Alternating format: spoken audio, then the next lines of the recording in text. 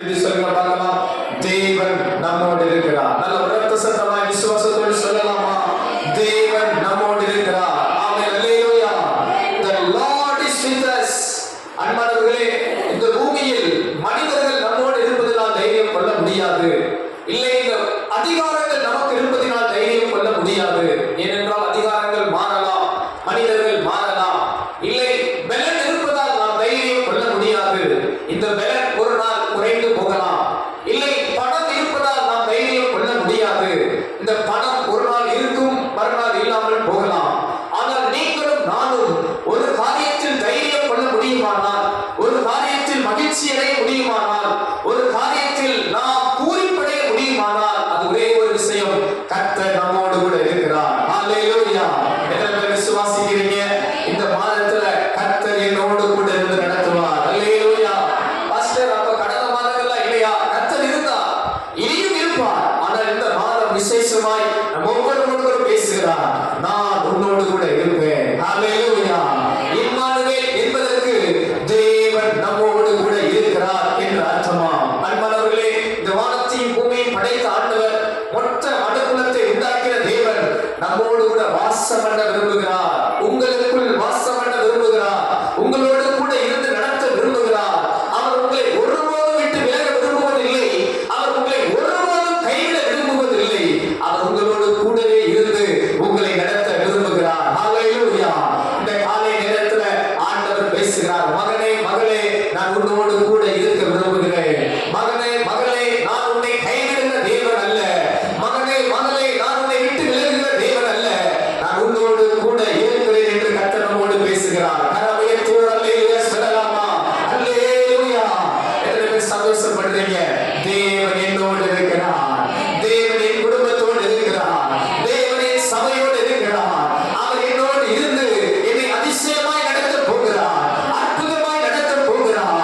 அவர் என்னோடு இருக்கிறபடியால், அவர் என்னோடு இருந்து நடத்துகிறபடியால் நான் அதிசயங்களை காண்பேன், அற்புதங்களை காண்பேன், விடுதலைகளை காண்பேன், சமாதானத்தை காண்பேன்.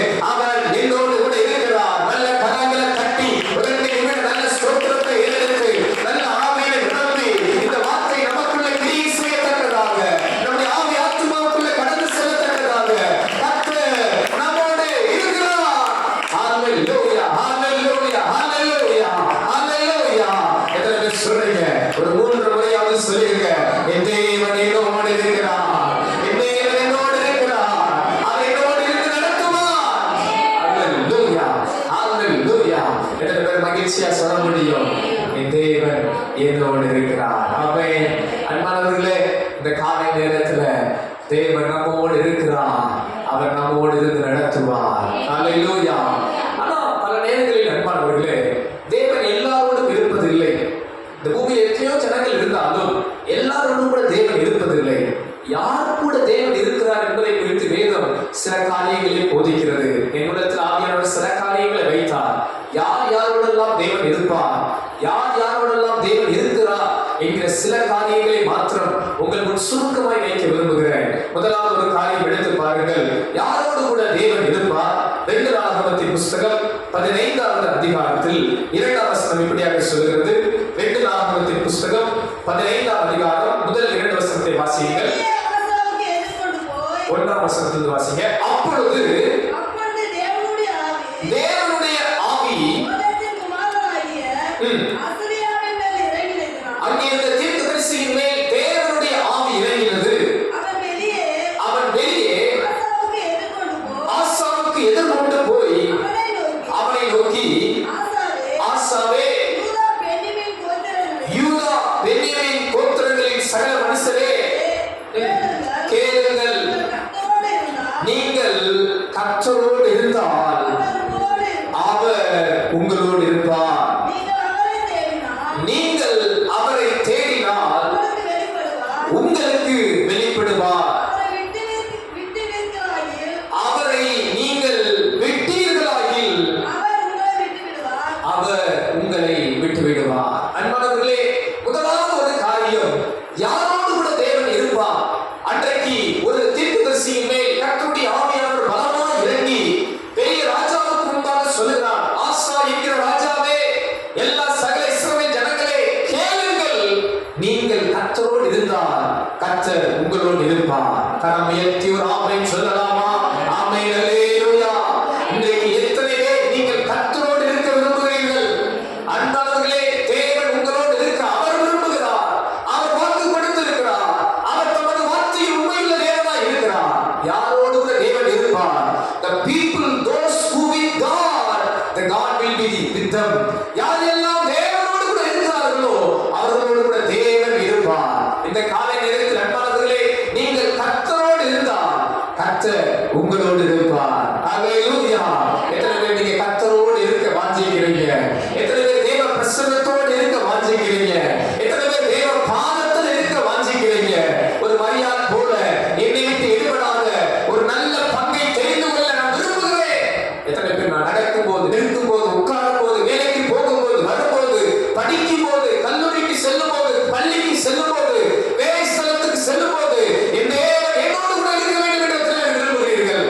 நீங்க அவரோடு இருப்பீர்கள், ஆனால் அவர் உங்களோடு கூட இருப்பார். அப்ப இந்த மாதத்துல ஆவியானவர் நம்மை உற்சாகப்படுத்துகிற ஒரு காரியம், மகனே மகளே, இந்த மாதம் இன்னி என்னுடைய கிட்ட நெருங்கி சேரிவா, இன்னி என்கிட்ட கிட்ட நெருங்கி வா, என் சமூகத்துக்கு கிட்ட நெருங்கி வா, என் பிரசன்னத்துக்கு கிட்ட நெருங்கி வா, என் ஆலயத்துக்கு கிட்ட நெருங்கி வா, என்னோடு கூட நீ நெருங்கி உறவாடு, நான் உன்னோடு கூட இருப்பேன் என்று கர்த்தர் வாக்கு கொடுக்கிறார். எத்தனை பேர் ஆமென் சொல்ல முடியும்? அல்லேலூயா. இதுவரை இருந்த ஜெப நேரத்தை காட்டிலும் இந்த மாதம் அநேக விசேஷித்த ஜெப நேரங்களை கூட்டிக் கொள்ளுங்கள். இதுவரை நீங்கள் கொஞ்ச நேரம் ஜெபித்தா, ஒரு அரை மணி நேரம் ஜெபித்தா, இந்த மாதம் ஆண்டவரே எப்படியாகி ஒரு மணி நேரம் ஜெபிக்க எனக்கு உதவி செய்யும் என்று பெறக் கொள்ளுங்கள். கர்த்தரோடு இருந்தால் கர்த்தர் உங்களோடு இருப்பார். எத்தனை பேர் ஆமென் சொல்ல முடியும்? அல்லேலூயா. ஆண்டவர் பார்த்து சொல்றீங்களா? ஆண்டவரே, நான் உம்மை விட்டு விலக மாட்டேன், நான் உம்மோடு கூட இருப்பேன். அல்லேலூயா. எத்தனை பேர் சொல்ல முடியும்? அல்லேலூயா. அவர் சொன்ன வார்த்தையில மாறல. நம்ம எத்தனையோ கடுமாயில் இருக்கிறோம், ஆனாலும் கர்த்தர் இன்றைக்கும் உங்களை காலையில் எழுப்புகிறார். உங்க ஆவியை காலையில் எழுப்புகிறார். உங்க ஆத்மாவோடு ஆண்டவர் பேச விரும்புகிறார். மகனே மகளே, நீ என்னோடு இருந்தால் நான் உன்னோடு இருப்பேன். என்னோடு இருக்க ஆயத்தமா? என் சமூகத்தில் காத்திருக்கிற ஆயத்தமா? என்னுடைய ஆலயத்தில் காத்திருக்க நீ ஆயத்தமா? நான் உன்னோடு இருப்பேன். அன்பானவர்களே, ஒரு கடினமான சத்தியத்தை நான் சொல்லுகிறேன். நீங்கள் அவரை விட்டீர்களாகில் அவர் உங்களை விட்டு விடுவார். அன்பானவர்களே, இது கேட்பதற்கு ஒரு கடினமான ஒரு எச்சரிக்கை போன்று இருக்கலாம். அதுவே சத்தியம். அன்றைக்கு கர்த்தருடைய ஆவியானவர் பேசின ஒரு காரியம், நீங்கள் தேவ சமூகத்தை விடுவீர்களாகில், நீங்கள் தேவ பிரசன்னத்தை விடுவீர்களாகில், நீங்கள் கர்த்தரை விடுவீர்களாகில் கர்த்தர் உங்களை விட்டு விடுவார்.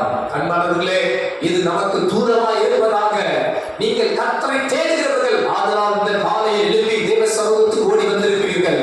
நீங்கள் அவரோடு கூட இருப்பீர்கள், ஆனால் அவர் உங்களோடு இருந்து நடத்துவார். எத்தனை பேர் விசுவாசிக்கிறீங்க? அல்லேலூயா.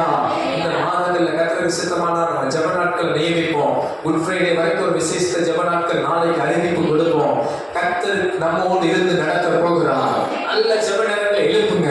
நல்ல வேலை ஸ்தலத்தில் நீங்க ஜெபிங்க.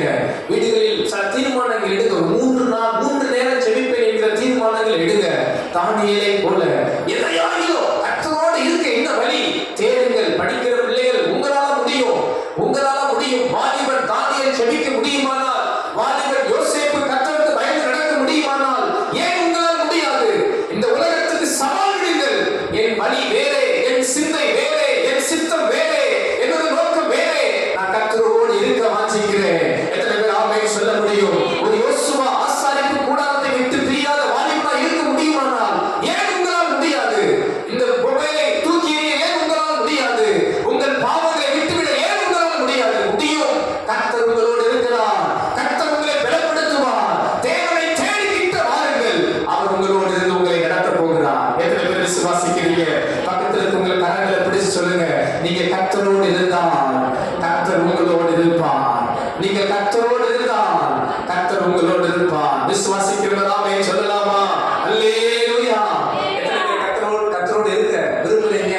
இந்த மாதம் நான் ஜெபிக்காம இருக்க மாட்டேன் என்று ஒரு தீர்மானம் எடுக்கிறீங்க. நான் கண்ணை மூடிக்கிட்டேன். நாம சொல்லுங்க அல்லேலூயா. எத்தனை பேர் வைராக்கியமா தீர்மானம் பண்றீங்க? இந்த மாதம் ஒரு நாள் கூட நான் ஜெபிக்க தவற மாட்டேன். இந்த மாதம் நான் ஒரு ஞாயிற்றுக்கிழமை கூட நான் விட மாட்டேன். நான் கர்த்தரோடு இருப்பேன். அவர் என்னோடு இருக்க போகிறார். அல்லேலூயா. இரண்டாவது காரியம், சீக்கிரமா வாசிங்க. மத்தேயு எழுதின சுவிசேஷம் சுவிசேஷம் 28ஆம் அதிகாரம் கடைசி வசனத்தை நாம் வாசிக்கலாம். மத்தேயு எழுதின சுவிசேஷம்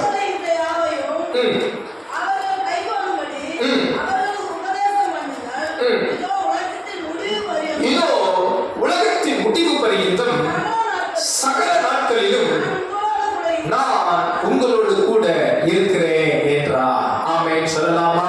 ஆமென் அல்லேலூயா. அன்பானவர்களே, யாரோடு கூட கர்த்தர் இருக்கிறார்? முதலில் பார்த்தோம், யாரெல்லாம் கர்த்தரோடு இருக்கிறார்களோ அவங்களோடு தேவன் இருக்கிறார். இரண்டாவது காரியம் பாருங்க, ஆண்டவர் தமது சீசர்களுக்கு ஒரு வார்த்தையை சொல்லிவிட்டு பரத்திற்கு சென்று விடுகிறார். இன்னொரு வார்த்தை சொன்னார் தெரியுமா?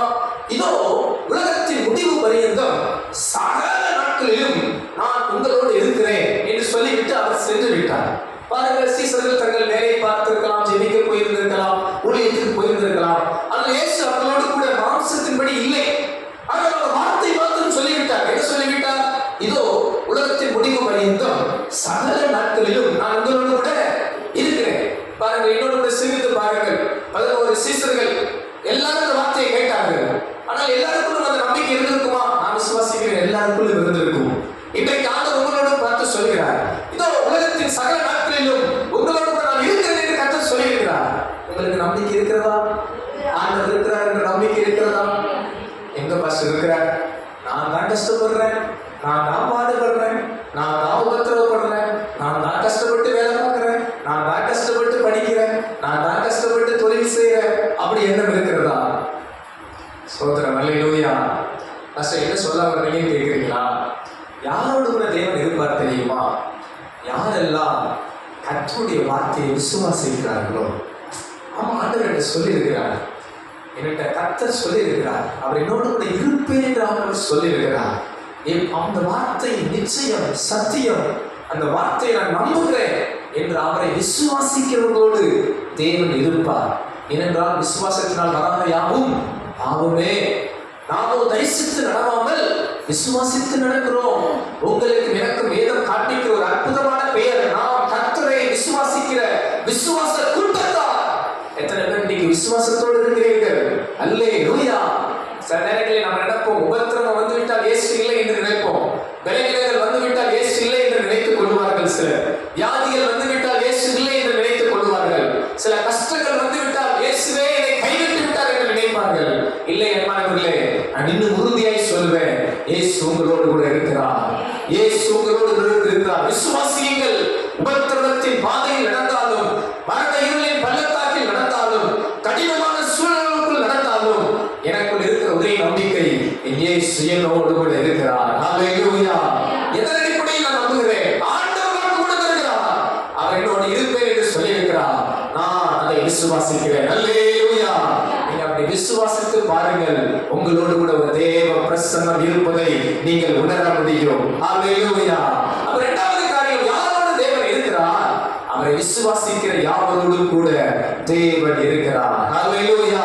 நீங்க இயேசுவை விசுவாசிக்கிறீர்களா? நீங்க இயேசுவை நம்புகிறீர்களா?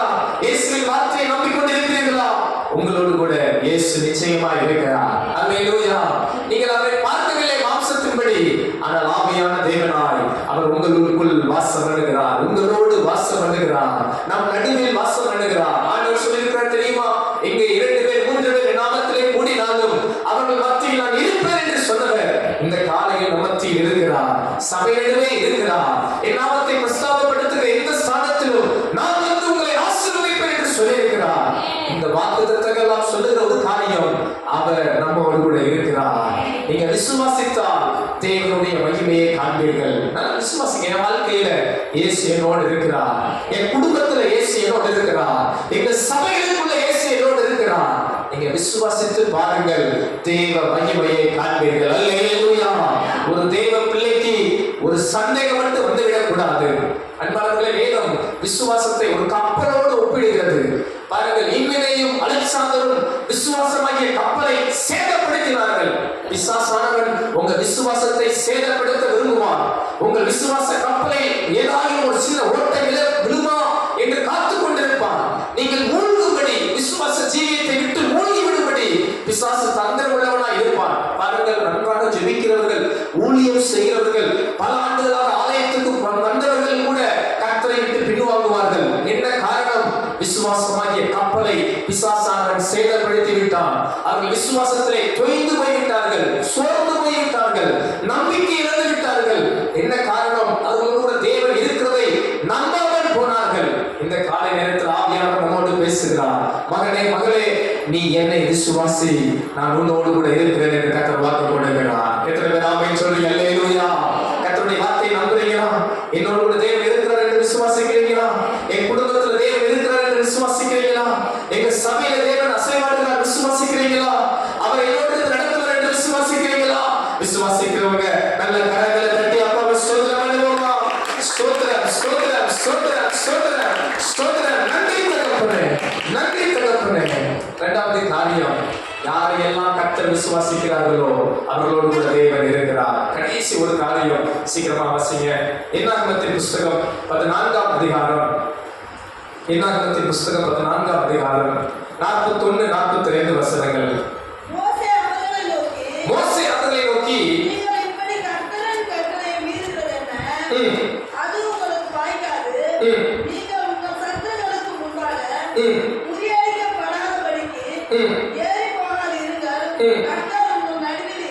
அன்றைக்கு இஸ்ரவேல் ஜனங்களை பார்த்து மோசே சொன்னார், நீங்கள் ஏன் கர்த்தருடைய கட்டளையை மீறுகிறீர்கள்? நீங்கள் கர்த்தருடைய கட்டளைகளை மீறி செய்தால் கர்த்தர் உங்களோடு இருக்க மாட்டார். அன்பானவர்களே, இந்த காலை நேரத்தில் யாரோடு கூட தேவன் இருப்பார்?